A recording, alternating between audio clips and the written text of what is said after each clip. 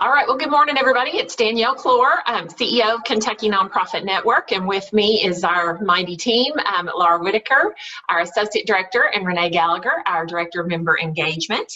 We're glad to have you with us today. It's all policy today. We're in the heat of negotiations in Washington around the next COVID relief bill, so buckle up for as little bit as we know right now. I want to do a special shout out to folks who are KNN members. Really appreciate your investment right now, and if you're not a KNN member, we'd love to have you. Renee is your point person on that, so please connect with her about how to join and take advantage of all the great resources that we have to offer, as well as be a part of this unified voice, which we certainly need now more than ever. I want to thank WellCare, Greater Clark Foundation, Dean Dorton, Delta Dental, Traditional Bank, LG&E and KU, Manley Burke, and AT&T for their sponsorship, which is helping us do these calls every week for both members and potential members alike. A couple of quick updates before we dive in. We mentioned last week we're super excited to have our new KNN prescription savings card. It's a great way for you to save on prescriptions, and it's a great way to invest in your state association of nonprofits. I saved $5 with my card this week, so I'm excited to have that savings every month. So I gave it a test run. It also works for your pet prescriptions, this is breaking news for folks. I did not know this. You can get many of your pet prescriptions at your regular pharmacy. And when you do that, you can save. The vet does not take this card, but most pharmacies do. So it's a great way to save. You can get all kinds of tidbits on these KNN virtual town halls, I tell you. So we hope you will utilize that. We are so excited this afternoon at 2 o'clock on our Let's Talk Race call. OJ Olika, who's with the Association of Independent Kentucky Colleges and Universities, is going to join us while Demetria Miles McDonald, our facilitator, is on maternity leave. And he's going to be talking about the policy issues around institutional racism. We've talked a lot about our internal work as individuals, our external work as organizations in the sector. And this is the first time we're going to look at issues through a policy lens. So knowing we've got a lot of policy wonks on this call, we'd love to have you this afternoon. I'm really looking forward to the work, learning about the work that OJ and his colleagues are doing on a new initiative called Anti-Racism Kentucky. So he's going to be sharing that as well. So again, you can register for that. It's free, and that's today at 2 o'clock. We've also got lots of other events. Please check those out. Renee's going to share the link with you. And then always want to remind you of our resources to help you right now. One is helping you craft your new normal. How do you move forward from here? What does your organization's planning look like? What does your budget and your financial projections look like? So we have some really great resources for that, as well as for those of you who are grappling with reopening and scaling back and reopening. So if you'll check out all those resources when you need them, they're there to help you make some good decisions. So today, I'm going to share an update on our sector-wide policy issues that we're following and working on, and then we're going to stay on this policy train and talk in broader terms about policy issues in the negotiations that impact Kentuckians, us as individuals, as well as our communities. Things like unemployment benefits, stimulus payments, Medicaid, Medicare, SNAP, housing, and so much more. And so I'm thrilled that we have Jason Bailey with the Kentucky Center on Economic Policy to join us, because again, most of what we've talked about is very specific to the nonprofit sector, and we want to be sure you have a broad understanding of all that's in play on these issues in Washington.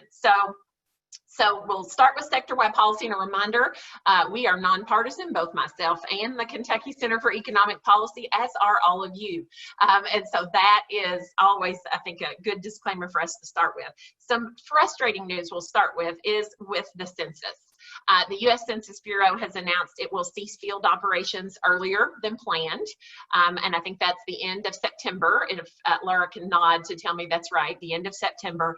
Of course, this has many folks concerned. KNN has led and facilitated a statewide coalition of nonprofits who've been working to be sure we've got a solid count in Kentucky, because it's so critical for funding that Kentucky receives, as well as our representation in Congress and the Electoral College, and how our maps are drawn sign up for the General Assembly in Kentucky. And so I think we have exceeded our percentage of response from the last census, but we're nowhere near a complete count, and certainly in pockets that are typically undercounted and underrepresented. So you're going to be hearing more from us as we try this final push, knowing now that we have a reduced timeline. So really disappointed to hear that.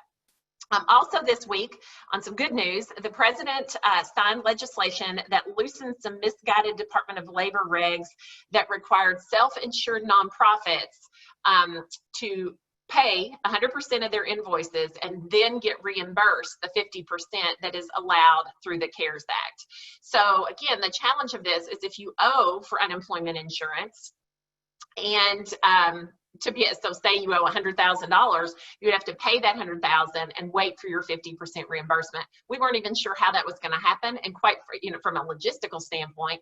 And furthermore, if you had the money to float that 50% payment, you probably wouldn't need to be laying people off in the first place. So the good news is Senator McConnell led the way, which we greatly appreciate, on loosening those regs. Was passed very quickly by the House and the Senate.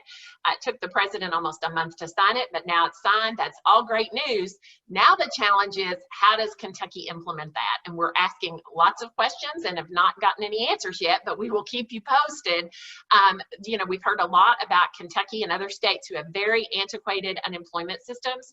So what we're really concerned about is can Kentucky invoice for only 50%? And so again, we're waiting, and as soon as we hear back from officials, we will let you know. Also wanted to let you know, many of you took our survey. Thank you for doing that.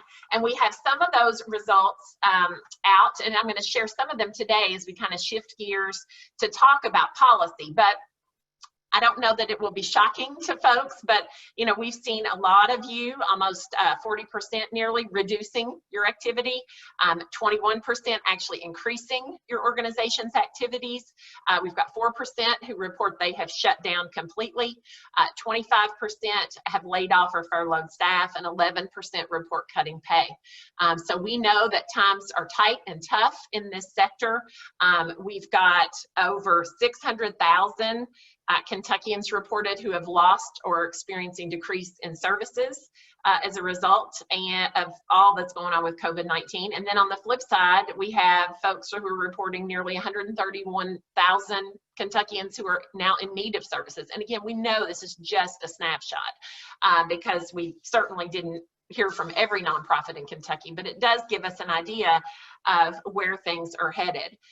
We're also looking at, do you see the future of your organization? 93% report rethinking their mission delivery entirely.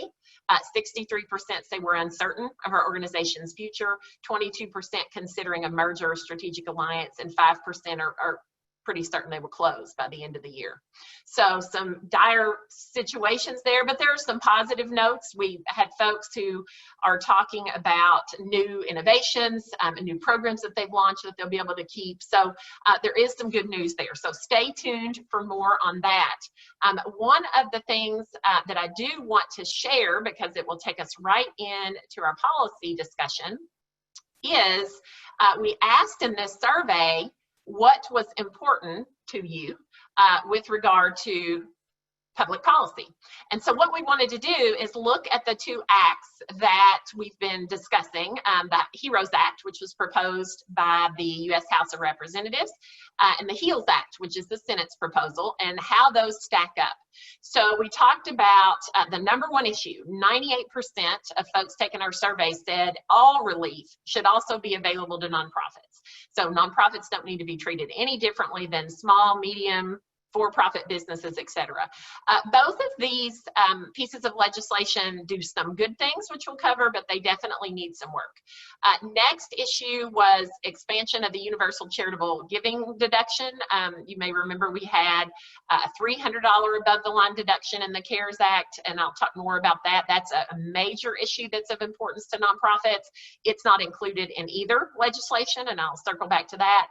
Next, funds for state and local government. We know that nonprofits partner with their cities, counties, and the state, and if those government entities don't have funds, then it's difficult for those partnerships to move forward and continue. And we've seen it play out in Lexington and in communities all across Kentucky. So that is included in the HEROES Act, was not included in the HEALS Act. 100% coverage on unemployment was not in HEROES. 75% is in HEALS.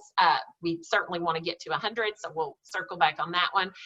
And then contract flexibility, voters' rights and access, rent mortgage assistance for nonprofits, and then assistance for large nonprofits. So you can see kind of how both of these pieces of legislation stack up. And so we've got some work to do, because we want to be sure that the issues that we're looking to be sure are included are in fact included. So let me give you a quick recap on those. All right. So what we know about the unemployment insurance, again, we mentioned we've gotten some flexibility there, so that's great. CARES Act provided 50% for self-insured nonprofits. The proposal in the HEALS Act is 75%. We're continuing to push to get to 100%. This is absolutely a critical issue. We know nonprofits. We had our friends with the YMCA on in Louisville a couple weeks ago. Their invoice right now for due in the month of August is $1.9 million. So we're going to see bankruptcies of organizations of all shapes and sizes across Kentucky who are self-insured on their unemployment insurance. So we're continuing to work on that. Next, as I mentioned, is the charitable giving deduction. So what we're trying to expand there is not in either of the HEROES or HEALS Act, but there is legislation which has strong bipartisan support out there. It's called the Universal Giving Pandemic Response Act. And for those who want to look it up, it's S4032. So that would raise that $300 cap to roughly $4,000 for individuals and $8,000 for couples, which we think is a really important incentive for charitable giving right now. There are some good additions proposed to the PPP program, the Paycheck Protection Program. So the HEROES Act would set aside 25% of funding for nonprofits and would expand eligibility to non-C3 nonprofits and to nonprofits with more than 500 employees, which is really important. Those folks have really been left out of all relief. The HEALS Act expands that eligibility to C6 trade associations, chambers of commerce, et cetera, which is something many of them have been pushing for, and would create a second round of PPP funding for businesses and nonprofits with 300 or fewer employees who've had at least a 50% reduction in gross receipts. So many folks support that. Others have a big concern around that, and I think it's fair because that will mean a whole nother level of closure. So for organizations who've been able to kind of keep up their momentum, and as one person told me, $10 at a time, we're hanging on, that would essentially exclude those folks from the second round and ultimately mean they're going to close their doors anyway without that extra lifeline. So we're eager to push for more funding and more eligibility for more organizations, as well as these mid-sized nonprofits. So we're going to continue working there. State and local government funding, HEROES Act provides about $875 billion. HEALS Act has nothing. That's one of the big sticking points in negotiations. So I think there is hopefully some movement there. With regard to an employee retention tax credit, the CARES Act had a very limited tax credit that was only available to businesses and nonprofits who did not receive PPP loans or suffer a severe economic loss. The HEROES Act and the HEALS Act both significantly increased the value of that, eased some eligibility standards so that nonprofits with drops in gross receipts of 10 to 25% would be eligible, and then allow some access for folks who did get a PPP loan. So this could be a really significant relief program if it continues and is included in the negotiations. And then liability protection. We know we've heard Senator McConnell say that's very important. That includes nonprofits. And as we've talked about, that's a fine line. We want to be sure people are protected. We also want our organizations to be protected as well. So we'll continue to watch that. So there are a lot of appropriations that are proposed in both with regard to the SNAP program, arts and humanities nonprofits, domestic violence, hospitals, mental health, community development block grants, lots of information there. So we'll see, and I think Jason will touch on some of those programs more specifically. But in short, the solutions that we need are very straightforward, and all of them have bipartisan support and have support of nonprofits from all across the country, many of you included, who signed on to the most recent community letter to Congress. So we're continuing to watch. They keep saying there's a deadline of Friday, whether or not that comes to pass with regard to negotiations and getting something moving. So again, we'll see. We know the unemployment benefit is a sticking point. The eviction moratorium is another big issue, liability, and then costs in general. We've seen where certainly certain Republican senators have said they won't endorse any legislation that increase the cost. And so Senator McConnell has very flatly said he's going to need Democratic votes to get something passed. And so we will have to watch all of this closely. So what can you do? It's all hands on deck as we're pushing in this last stretch here. Again, all of the issues that we're pushing for as a sector have broad bipartisan support. The key is being sure that they're included in the legislation. So Renee's putting a link for where to find your email for your representative in Congress, as well as our senators McConnell and Paul. And there's a letter, the letter from the sector, which outlines these issues. You can send that via email. You can also watch KNN's Twitter feed. We're tweeting on a regular basis op-eds and this letter and different things to really push the issues. If you have contacts already with our officials, feel free to reach out to them and share it. And of course, this survey data that we're collecting, we will be sharing as well. So we're going to continue that push. And again, stay tuned to your email. We try not to email you very much, but when we've got an action alert, you're going to hear from us, because if anything, we know that when nonprofits speak up, Washington and Frankfurt listen. So we want to continue that to be sure the needs of the sector are met, so that we're around to provide many of the services that we know folks need. Are there any questions before I turn it over to Jason? Do you see any, Laura? Okay. All right, so again, stay tuned, everybody. We'll continue to watch this closely.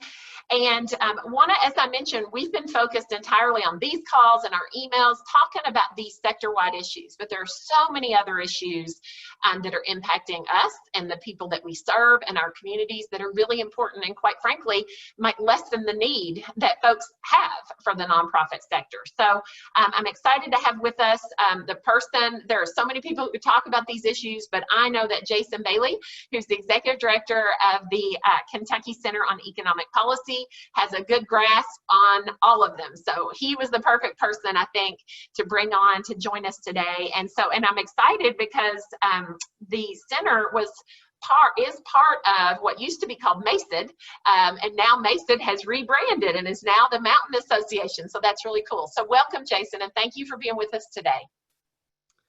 Well, thank you, Danielle. Really glad to be here. I'm glad to be with you all. Appreciate the work that each and every one of you do every day in your nonprofit organizations. You know, never has there been a more important time to have these mission-driven organizations on the ground all across Kentucky doing really important work. So thank you for what you do. Danielle said I'm going to share a little bit about kind of the big picture about what's going on and what the issues are around the next round of federal relief. I'm going to share some slides. I heard earlier on when it was mentioned there's some policy wonks in the call. I saw some heads nodding, so that makes my heart go pitter-patter, and I'm glad because I do have some slides to show. So I'm glad to know there's a constituency for that on this call. Let me just get this set up. Let's see. Okay, and then I need to swap. Okay, is that good? Can you see that? All right, great. So just some context to back up a little bit, and you all know this in your lives, and in your work, but just to remind us what we have been through and what we are continuing to go through is really the economic collapse of a lifetime. We have not seen the kind of employment loss that we've seen in Kentucky or in the nation since this hit, really since the Great Depression. And this graph just shows employment in Kentucky, and it goes back and it looks as far back as the Great Recession, the 2008 through 2011 period, where you obviously saw very steep, very painful job loss, but it was not nearly as dramatic a collapse in jobs as we saw when this pandemic hit. a few months ago. So, you know, the implications obviously are huge for this in terms of lost income, lost jobs, and we'll talk a little bit more about that, the impact on families, the impact on communities. But it's important to just remind ourselves just how catastrophic the drop has been. You can see that there's been some bounce back in the last 2 months of jobs, but it's the jobs that have returned are not nearly as numerous as the jobs that we lost, and we're nowhere near. We're not even. We're maybe approaching where we were at the bottom of the Great Recession, but that was 12 years ago when the population was lower. So we continue to be in very bad shape, and in some ways there are new signs of weakening that I'll talk a little bit about. Obviously, huge implications for people and communities of this. You know the number of people who've applied for unemployment insurance claims is huge and continues to be a challenge to even process those claims with the antiquated systems that Daniel mentioned. But we know that it hit immediately on a state that has such high levels of poverty and where so many people live paycheck to paycheck in very severe ways. We saw food insecurity in Kentucky rise from about 15% before this hit to about 26% at the same time. Of course, food prices are rising due to the shortages and supply issues in many parts of the food economy. We know that rent is a huge deal. Obviously, it's the biggest expense item for many families, and when people lost income, they struggled to pay rent. And we were under both the state and federal moratorium on evictions. The federal moratorium on evictions is now expired. The state moratorium is still in place, but the Supreme Court is allowed cases to begin to move forward. And there's some negotiation happening on that with the Beshear administration right now. So we'll see what happens around that, but it's the case that at least a quarter of renters in Kentucky and much higher share of Black renters have little, slight or no confidence in being able to pay rent. Of course, all these eviction moratoriums, they prevented evictions, but they haven't stopped rent from being due, including past rent. So folks are going to have to owe that regardless, and so that's where there's a severe challenge. At the same time, individuals and families are obviously been really rocked by these employment losses. We know state and local governments have been hit very hard as well, and that directly impacts the economy as a whole. 1 out of every 7 jobs in Kentucky is in the public sector, either state or local. And the state and local governments are obviously on the front line, along with nonprofits and other entities, in fighting COVID-19. But with fewer people employed, tax revenue has fallen pretty dramatically. Kentucky was first 3 quarters of the year that just ended, Kentucky's revenue was growing about 3.9%, and in the last quarter it dropped 4.5%. So we have seen at state and local level, although there have been efforts made to mitigate or try to delay the really large budget cuts, we've still seen a loss of about 30,000 public sector jobs in Kentucky since this began. That includes universities, it includes all levels of government. So that's obviously a strain on those individuals. It's also a strain on the economy as a whole. We've started to see local governments lay off and reduce their budgets, reduce their staff. But the big hit is really coming to state and local governments in this fiscal year, where you're going to see a full year potentially of these sort of impacts and what that means for employment and for services. At the same time, obviously tax revenue is down, demand is up. In Kentucky, we have 187,000 more people who are receiving Medicaid than we were before this hit. That's obviously a huge part of the state budget in general. But as folks have lost their jobs or lost income and wages, they become eligible for Medicaid. The state's done a good job of signing people up, but it's something that the state partially pays for. The CARES Act, the earlier relief legislation increased the federal share of those costs but not nearly as much as we've seen in past during the Great Recession. Not nearly enough to compensate for the increased costs we're going to face for covering people in Medicaid.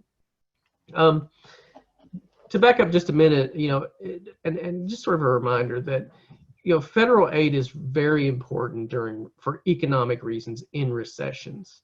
State and local governments, obviously, when economies fall into recession, consumers cut back their spending. State and local governments cut back their spending. They have balanced budget requirements. Businesses cut back their investing. The only entity that can step on the gas when everybody else is stepping on the brakes is the federal government. And it has a role and responsibility to do that. And we know that during the Great Recession, Congress passed the Recovery Act, and it made a big difference. It essentially stopped the slide of that recession into a depression. And we know from looking back that Kentucky got over $3 billion just to its state budget. That doesn't count all the money that went to individuals, to other entities throughout the state.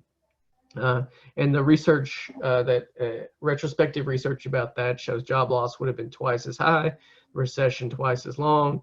The drop in GDP would have been 3 times bigger if we had not had that relief. So it's very important that we have this, and we've had some so far. But again, the economic catastrophe of COVID-19 is actually larger than the Great Recession, and yet the response has not been as large. We had the CARES Act, and the CARES Act made a big difference, but the CARES Act was essentially a temporary measure. It was designed to provide a few months of relief. We didn't know at that time, Congress didn't know at that time, what all would be entailed with this virus, how long it would last, how successful we would be in combating the virus. And so they passed this law that poured a ton of money into the economy, including into Kentucky. But largely, that money is ending. Kentucky received $4 billion in stimulus payments. You can see this graph just showed how Kentuckians, among those who, most people reported using their payment for expenses, mostly for expenses, and this is how they spend it. They spend it for food. They spend it for household supplies, to pay utilities, for rent, to pay car payments and mortgage and things like that. So they put that money right back into the economy. And the bounce back in jobs that you saw in Kentucky, the partial bounce back that you've seen, coincided with the receipt of these stimulus payments and with the receipt of the second really important part of the CARES Act, which was supplemental unemployment benefits of $600 a week. Kentucky has, the average state unemployment benefit is only $332 a week. That's obviously not enough for people to live on it when you have widespread unemployment like we've seen in this crisis. That extra benefit has been hugely beneficial, and we've received $2.7 billion. We also received money for the state to deal directly with COVID-19 costs and other things that you know so much that you've also certainly heard about.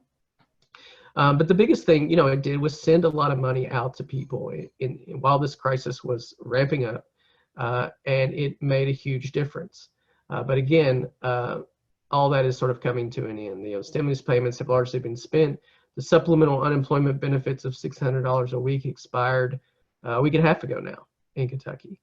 And so that is in itself a massive hit on the economy not to have that $600. In Kentucky, it's $120 million a week that we were receiving that has now vanished. So you think about that in terms of its impact on those families that have been directly hit, as well as the impact on the economy as a whole. It's really huge. So half of Kentuckians, in the Census Bureau is doing surveys every week now about how people are doing in this crisis.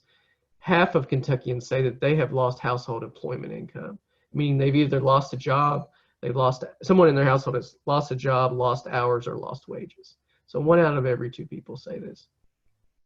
And if you look at how they, Census then ask people, well, what are you doing? How are you making ends meet? They're relying on things that are running out or time limited. The most common is the unemployment insurance payments, which again, the large part of which, 2/3 on average, is now gone. The stimulus payments, which were a one-time check of $1,200 per adult that are, largely spent at this point, they're drawing down savings or they're selling assets. Well, many Kentuckians don't have savings to draw on. There's only you only have so many cars you can sell or other assets you can get rid of. They're taking out credit card other loans, running up credit cards, borrowing from friends or family. All these things obviously are very limited to the extent you can draw on them, and that spells real trouble, especially since the economy is showing these new signs of weakness. We had, this bounce back in jobs in May and in June, but then in July, as COVID-19 began to resurge across the country, especially in the South and the Southwest, and business and states had to roll back some of their plans about reopening, and consumer confidence went down, business confidence went down about our ability, the extent to which we were controlling this pandemic. You've started to see that the layoffs begin again, and it's hitting people directly. This is from that census survey. The number of people nationally who say they're behind on rent is bouncing back up. The people say they're not having enough food is bouncing back up. And so at the same time the aid's going away, the need is actually increasing in a new way in sort of a second spike to coincide with the second spike of the pandemic. So the need is severe for individuals, and it's rising. It's also rising for the state, as I mentioned, and Governor Beshear has certainly emphasized that in his addresses and his press conferences. They're projecting at this point a 16 to 29% budget shortfall at the state level this year. If that were to come to pass, that would obviously be devastating for public services. At the same time, we're reopening schools in certain ways.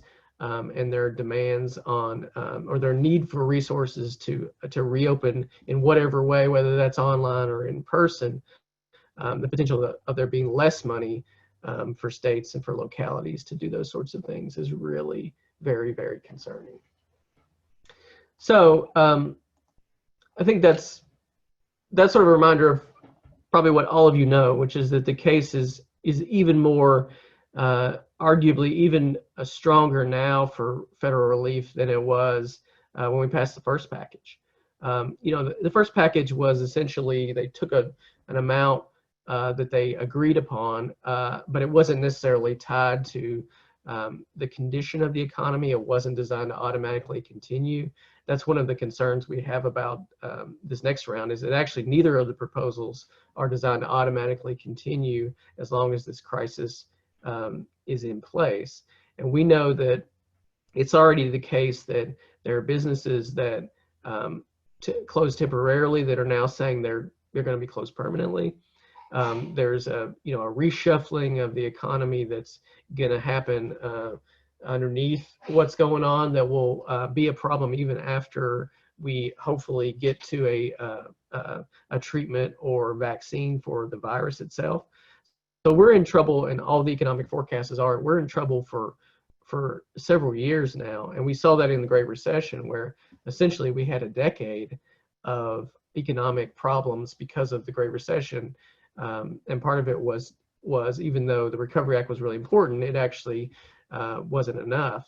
They cut off that aid and began making cuts pretty early in that process. So we have two proposals, as Danielle has already mentioned, on the table, I guess, at this point. And just a reminder of some of the bigger things that are in those two proposals. The HEROES Act, which passed the House, passed on May 15th. The HEALS Act was introduced on July 28th as a series of bills, but of course it has not passed. And in fact, doesn't seem to have the support in the Senate to actually even pass the Senate. So it was a proposal from Senator McConnell and from the Republican leadership in the Senate, but doesn't actually have the support of enough people in that chamber to pass. but the important, in terms of substance difference is that in essence, I think at the largest level, the HEROES Act is about a 3 times larger bill. So in terms of the amount of money going out the door to all these variety of needs, it is just a much larger piece of legislation. It continues the $600 unemployment, which, as I said, in Kentucky is about $120 million a week, and is critically important, in our opinion, to all the people who've lost household employment income. The HEALS Act would cut that from $600 to $200, and then ask states to change their systems such that it ends up being 70% of the wage that an individual received before they were laid off, which many states are saying would take a very long time to reprogram. As you know, these unemployment systems are about 20 years old in Kentucky. Today's about 20 years old, but most states have really antiquated systems that aren't easy to adjust. So that's one of the huge sticking points. Danielle already mentioned the money for state and local governments is very, very huge disparity between the proposals on this, in that the HEROES Act provides about $1 trillion once you count this money for schools. There's no new aid for state and local governments in the HEALS Act. There is some money from schools, but it's for schools, but it's dependent on, most of it is dependent on them physically reopening, which we're now seeing many school districts decide not to do that due to health and safety concerns. One of the big concerns we certainly have is around the issues of food and housing, given what we're seeing, what we know is what's happening already, and then the spike in need. The HEROES Act increases the amount of SNAP benefits that an individual can receive or a family can receive, just like we did in the Great Recession, by about 15%. That's really important. We've seen a big increase in number of people receiving SNAP, but the HEALS Act does not include that. It also includes $100 billion for housing to help with this issue of back rent and other things that will need to be addressed. And that's a big distinction. There are stimulus payments a new round of stimulus payments in both bills.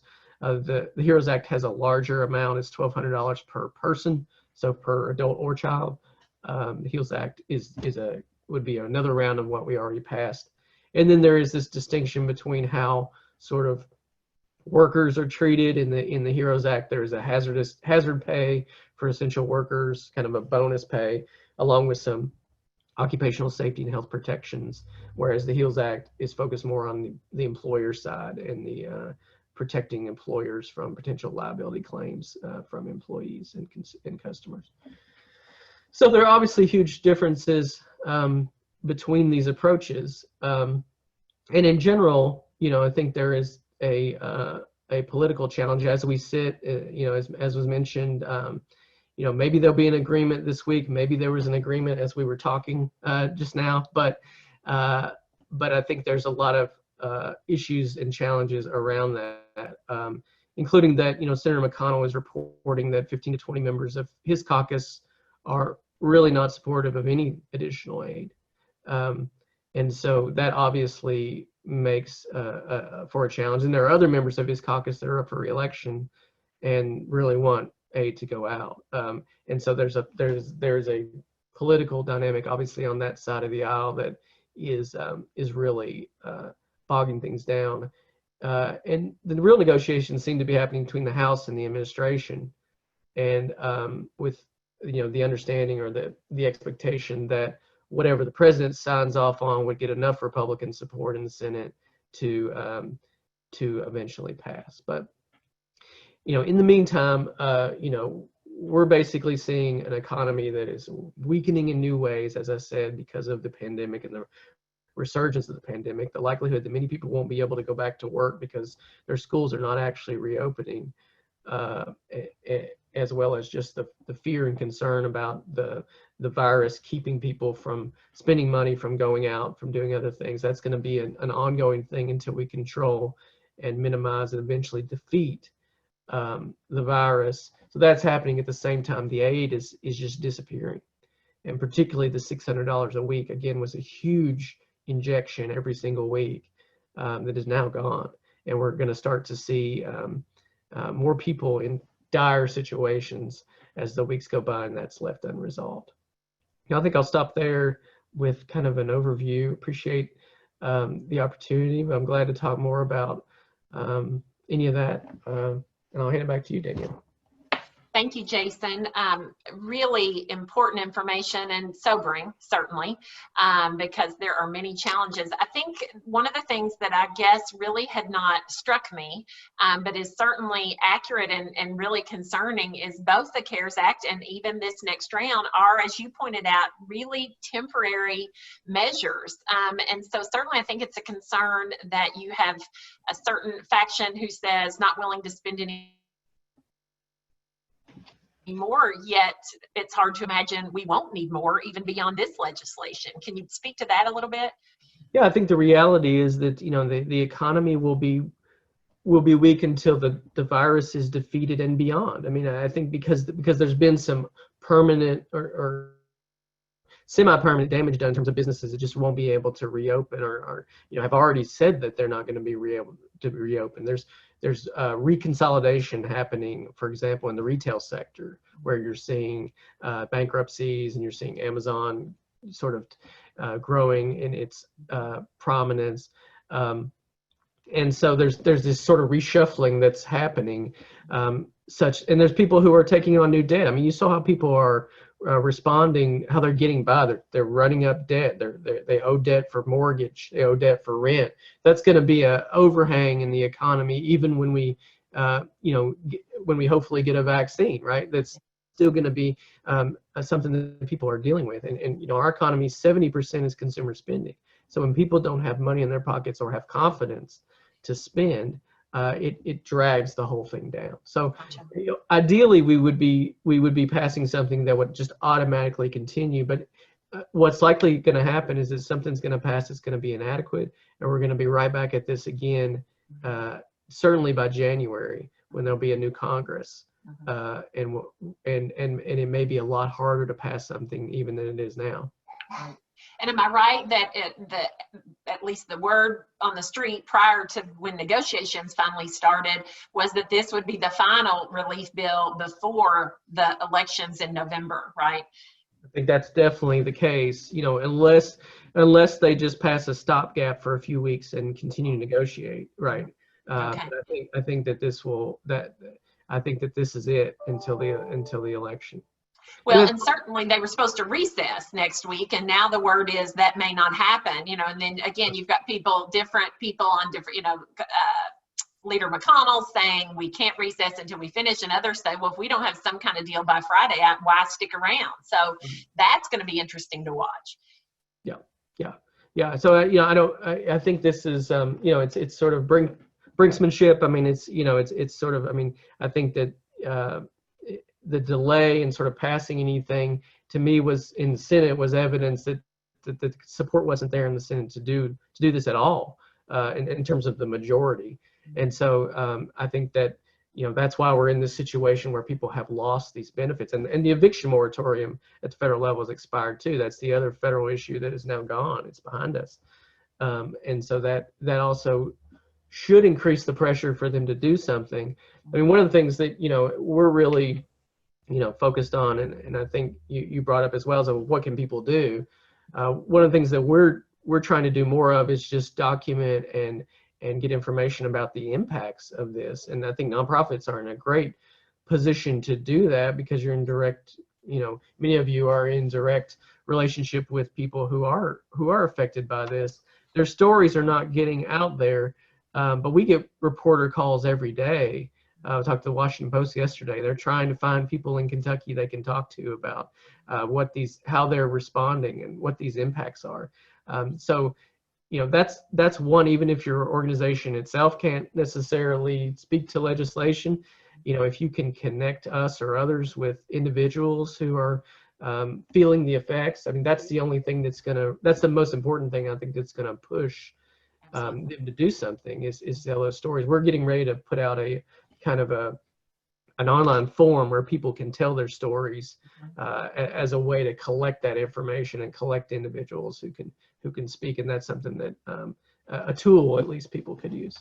Absolutely. And I think our survey data indicates that while we have a certain percent of nonprofits, particularly those in the arts and humanities who are seeing decreases, people in human services who've really never shut their doors, are reporting a 43% increase. So, and have added costs and have no way to really kind of keep up with that need. So there's significant concern. And I know we had a call locally with Lexington leaders and, discussing the wave of evictions that are headed our way, and how will we help those families and individuals. So there's just significant concern around that.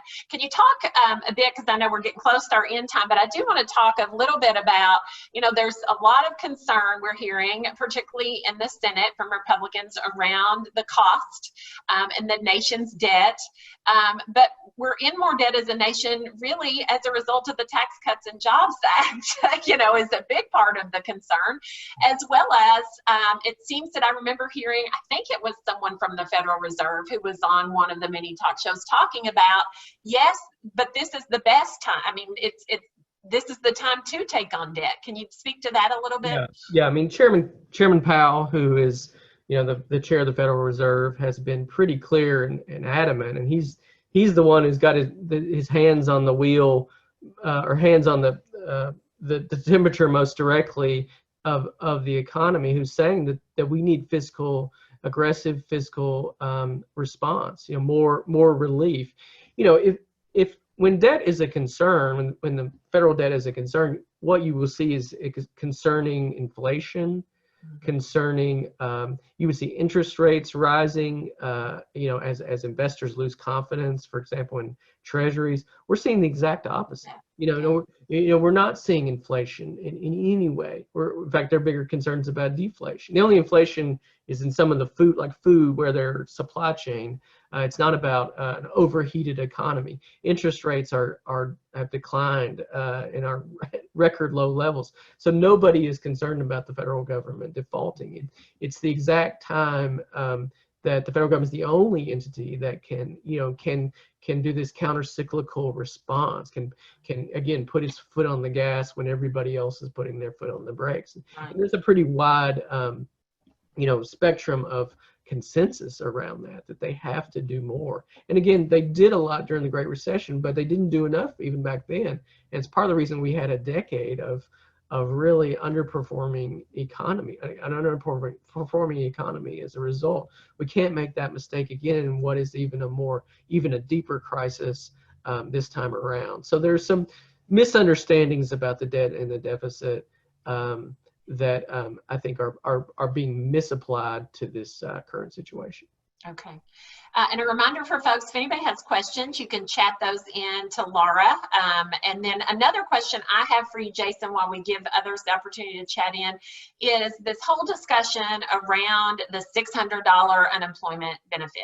And, there's the concern, well, that's a disincentive for people to work. And I have to be frank this is an important discussion for our sector because we have heard from some nonprofits that they're facing that, and they've got to grapple with the fact that if they're not providing a living wage, then that's a problem, an underlying problem. But can you talk a little bit about that issue? And I think another reminder for folks is people who receive unemployment insurance benefits, they pay tax on that, correct? Yeah, they do pay income tax on that. That's right. I think, there are a number of studies that have been done now about what people have done who receive the extra $600. And they're not showing that, people are not returning to work who have the opportunity. And we saw in Kentucky, the jobs collapsed on my first slide, and then we've seen people come back. Those people were receiving that $600. Largely people generally want to work. We have a situation in this country where, especially in states like ours, where wages are low, they've been too low. The unemployment systems weren't able to calculate, a very specific amount. So Congress got to this $600 as a practical measure, and also just in recognition of the huge impact, that this has had on people. And we see that even with the $600, food insecurity is going up, housing insecurity is going up, and so, while there are always anecdotal, things people can point to. The broader evidence doesn't support the claim that that's keeping people from working. And you know, the reality is we have mass unemployment, and you know, about as a nation as a whole, you know, about 6 people looking for work for every 1 job open, right? So, you know, we were not in any situation where there's a scarcity of workers as for the economy as a whole. Right. And I think that's been part of the argument was the economy was strong. The economy was strong for some people, right? Yeah, that's right. You mean before this hit? Yeah, yeah. And so you know, again, one of the most important reasons for the $600 is to get money into people whose incomes have fallen dramatically, so that they can make ends meet, and then so they can spend the money. You know, so that the rest of us, if we didn't have that, and if we didn't have that before, and now we don't have that, we're going to feel the other businesses are going to feel the effect as well, because folks are spending that money locally. Absolutely. Okay. All right. Any questions for Jason as we're winding down our time? I know we've got questions from folks who want the slide deck, and a reminder, Renee's going to send a follow-up email that will have all the links shared, as well as a link to this recording. So again, hopefully soon we will have some legislation, and this will be a dated presentation in many aspects, but we definitely urge you to share it widely, because again, these are really important issues. And so reminder, you know, Jason mentioned, because we don't ever want to share this kind of news and then just say, well, and we'll see what happens. We all have a really important role to play here in educating our congressional delegation about the needs and the issues. And so Renee shared with you, and again, she'll send in a follow-up email, contact information for our both representatives and senators. And so we urge you not only to reach out about the sector-wide issues that we've been talking about, but as Jason pointed out, many of you are on the front lines of seeing these issues play out in your subsector, whether it's housing or food insecurity or healthcare or education or mental health. We didn't even touch on that issue, which we've talked about on other sessions or other town hall meetings. So we urge you to tell those stories. I believe it's our responsibility as nonprofits to get engaged in this process, because you are the voice typically of folks who are not being heard. And I think that's never been more clear. So, and then I know Renee has shared Jason's web address. You can also follow them on social media because they've got just fantastic information on all of these issues as we kind of watch them unfold. And we don't anticipate, again, this relief legislation is important, but there will probably be more depending on kind of how quickly we can all recover. So thank you, Jason, for sharing this information with us. And I think the whole next interesting piece of this will be the Kentucky General Assembly and how that evolves depending on what happens at the federal level. And so we'll probably invite you back if you don't mind, so we can talk and see about how that piece is playing out. Someone asked a question about if we're tracking nonprofit leaders who have actually suffered from COVID-19. I don't know of anyone who's able to track that in a specific way. You know, I know obviously there's all kinds of data out there about positivity rates and those kinds of things, but I don't know that we've seen that in that respect. So good question. So again, a couple reminders, but Jason, thank you so much for being with us and for the work that the Kentucky Center for Economic Policy is doing, as well as the Mountain Association. We're tickled that you all are members and part of our nonprofit network. So some